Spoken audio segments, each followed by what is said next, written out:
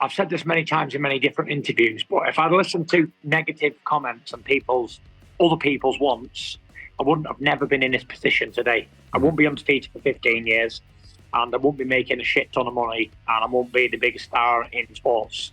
So I don't take much attention to what other people want or what their negative opinions are. I concentrate on what the Gypsy King wants, and I concentrate on what my goals are, not what other people's negative shit is. I've got enough problems in my life to deal with without taking the world's problems on also. So I just stay in my own lane, keep my head down, look after my family, train hard, fight easy, and get paid.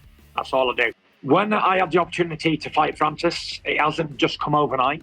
It's been years in the making, going back and forth on Twitter and Instagram, and even came to my Dillian White fight at Wembley back in 2021. Yeah, I couldn't get a boxing opponent that I thought was worthy enough to challenge, i.e. Joshua, Wilder or Usyk. So, Francis stepped up and we took that fight, and it is what it is. Like it or loathe it, me and Francis are making money out of it, and I'm sure it's going to do a shit ton of views on Saturday night. I'm not too sure of the comments that he fumbled the bag, because 600,000 is his biggest purse, and 600,000 is a hell of a lot of money, but not for the heavyweight champion of the world. It's not that much money, but if I was to try and earn 600,000 from a normal 9-to-5 job, it'd probably take me about 452 years.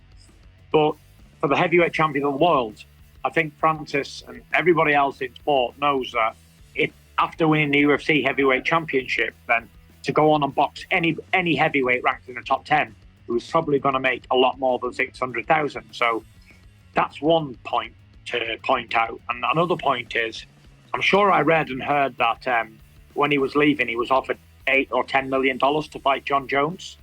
Collectively. I'm not sure how true that was. Yeah, I don't know how true it was. Maybe collectively for a 3-fight deal, not on a one shot. Well, I think him and John is worth definitely more than 10 million. Agreed. For sure. Agreed.